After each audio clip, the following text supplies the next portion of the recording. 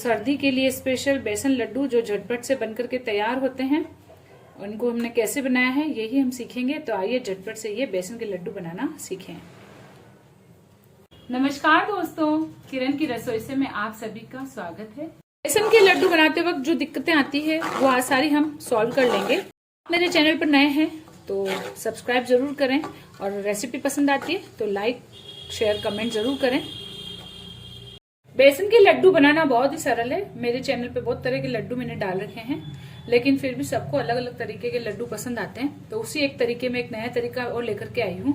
तो उसके लिए हम सबसे पहले इसका मेजरमेंट सीखेंगे, और मेजरमेंट के साथ हम बेसन की क्वालिटी भी देखेंगे। अगर आपके पास दरदरा बेसन है जो मोहन थाल में यूज होता है तो उससे लड्डुओं का टेस्ट अलग आएगा, और बिल्कुल बारीक जो होता है जो इससे हम बूंदी और नमकीन बनाते हैं। 1 कप भी मैंने नॉर्मल बेसन जो होता है हल्का दरदरा, ना ज्यादा बारीक ना ज्यादा मोटा, और उसी मात्रा में हमने बराबर ले लिया है तगार, यानी जो हम चीनी पका करके जो चीनी बनाते हैं उसकी भी रेसिपी मैंने पहले शेयर कर रखी है। वैसे बाजार में रेडीमेड मिलता है तो आप रेडीमेड यूज कर सकते हैं। जो रेसिपी है वो तगार पर ही डिपेंड करेगी, यानी आप चीनी डालेंगे तो चीनी से टेस्ट भी चेंज होगा और लड्डुओं का जो टेक्सचर है वो भी अलग तरीके का आएगा। तो इसलिए हम इसमें तगार यूज कर रहे हैं, तो आप इसको कंपल्सरी रूप से आज की रेसिपी के लिए तगार यूज करें। बेसन के लड्डुओं में सबसे इम्पोर्टेंट जो होता है उसका घी का रेशो। घी का रेशो हमें ज्यादा नहीं रखना है, बहुत अच्छी खुशबू आए, बहुत अच्छा दानेदार हमारा लड्डू बने और अच्छे से हमारा सिकाई हो बेसन, उसके लिए हम इस बेसन की आधी मात्रा में ही घी को यूज करना है। तो घी हम मेल्ट करके ही मेजर करेंगे। आप कप की जगह आप घर की कोई भी कटोरी भी यूज कर सकते हैं। तो बेसन और तगार यानी मीठा और बेसन बराबर ले लिया, और उसका आधा हमने घी ले लिया। लड्डू बनाने में दूसरी इंपॉर्टेंट चीज होती है हमारा जो टेम्परेचर होगा जिस पर हम बेसन की सिकाई करेंगे। उसके लिए हमें मोटे पेंदे का कोई बर्तन यूज करना है और बिल्कुल कम आंच पर हमें गैस चलाना है। तो एक बर्तन में हम अपना मेल्टेड आधा कप घी डाल देंगे। वो हमें तेज गरम नहीं करना है, बस बर्तन हमारा हल्का गरम हो गया, घी हमने डाल दिया, और हल्के से गरम घी में ही हमें इसको डालना है, वरना हमारा बेसन जाते कलर चेंज कर लेगा। और कम आंच पर हम इसको लगातार हिलाते हुए सेकेंगे। बेसन जितनी कम आंच पे सिकेगा उतना ही अच्छा टेस्ट और खुशबू देगा। बेसन को सेकने में जब हम पेशेंस यूज करेंगे तो हमारा लड्डू जो है मुंह में जाते गुलने वाला बनेगा, मुंह में चिपकेगा नहीं। तो हमें कैसे पता चलेगा कि बेसन हमारा परफेक्ट सिक गया है, ये भी आज हम इस वीडियो में सीखेंगे। खाते वक्त हमारा लड्डू जो है ऊपर मुंह में तालू में चिपकता है, वो क्यों चिपकता है? दूसरा, क्या मेजरमेंट होना चाहिए जिससे हम जब लड्डू बनाएं तो आसानी से लड्डू शेप भी ले लें और खाने में भी अच्छा लगे, और ऐसा नहीं कि प्लेट में रखने के बाद लड्डू हमारा पसर जाए। तो उसकी जो प्रॉब्लम आती है उसे हम कैसे सॉल्व करेंगे और आपके लड्डुओं में ये दिक्कत ना आए, इसके लिए भी मैं आज पूरे टिप्स इस रेसिपी में शेयर करूंगी। आंच को हम मीडियम टू लो रखेंगे और उसी पर हम लगातार चलाते हुए इसको सेकेंगे, बिल्कुल भी छोड़ेंगे नहीं हम। इसे हमें बिल्कुल भी छोड़ना नहीं है, लगातार हमें चलाते रहना है, और इससे अच्छी सी खुशबू आएगी, अच्छे से गोल्डन कलर का होगा, तब तक हम इसे सेकेंगे। उसके बीच में इसमें दाना कैसे गिराएंगे ये भी हम सीखने वाले हैं इस वीडियो में।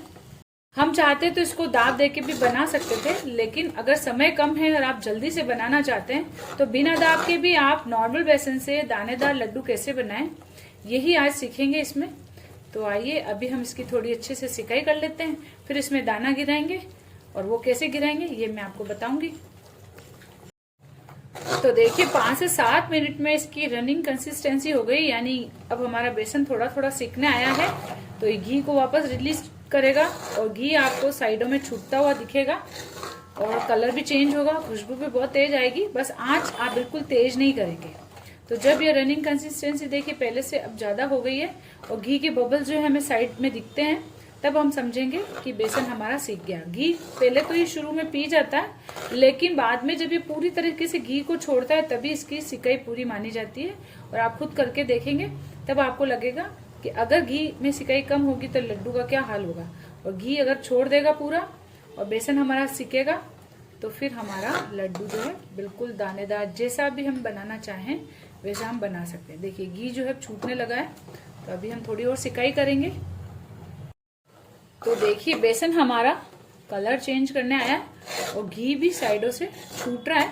तो जब हमारा घी छूटने लगेगा तभी हम इसमें दाना गिराएंगे। अगर दाने के लिए हम पहले कुछ प्रयास करेंगे तो वो सफल नहीं होंगे, क्योंकि घी छूटना अलग जरूरी है। जब घी छूटता है और तब हम इसमें टेम्परेचर की मार्क गिराएंगे तभी हमारा दाना परफेक्ट बनेगा। तो देखिए घी जो है साइडों से छूट रहा है। तो अब इसमें मैं 1 चम्मच करीब पानी का इस तरीके से छिड़काव करूंगी। आप चाहें तो दूध का भी कर सकते हैं। ये देखिए इस तरीके से छिड़काव किया तो ये तड़तड़ तड़तड़ करता है, और जैसे घी छूटा हुआ है टेम्परेचर की मार में दाना हमारा बहुत बढ़िया गिर जाता है। तो ये देखिए 1 चम्मच ही ज्यादा नहीं डालना हमको पानी। और जैसे हम पानी डालते हैं देखिए इस तरीके से बेसन फूलता है, और इस तरीके से जब फुलाव लेता है तो इसमें दाना बढ़िया गिरेगा। तो हमें अलग से दाने के लिए कोई प्रयास करने की जरूरत नहीं है, और नॉर्मल जो आप बेसन है उसी से आप बहुत बढ़िया दानेदार लड्डू बना सकते हैं। ये देखिए अभी एक बार सारा घी इसमें से खत्म हो गया और फूल गया हमारा बेसन, और अभी जैसे वापस ये सिकना शुरू होगा तो ये झाग भी बैठ जाएंगे और घी भी वापस छूटने लगेगा। बस इस प्रयास को हमें एक ही बार करना है, बार बार नहीं करना है।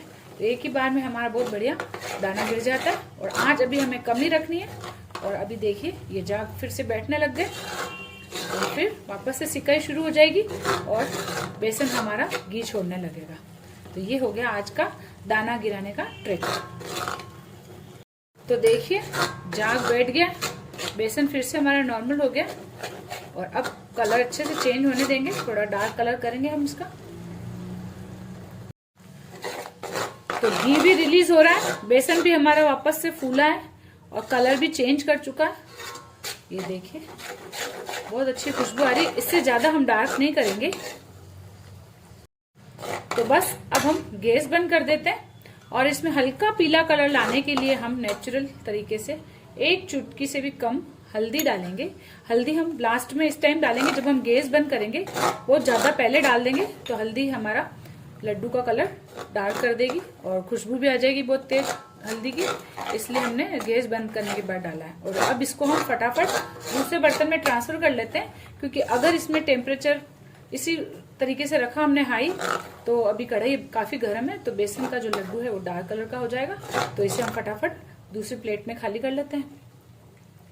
हल्दी की जगह आप मीठा पीला कलर भी यूज कर सकते हैं, लेकिन हल्दी हमेशा अवेलेबल रहती है और हेल्थ के हिसाब से भी ठीक है।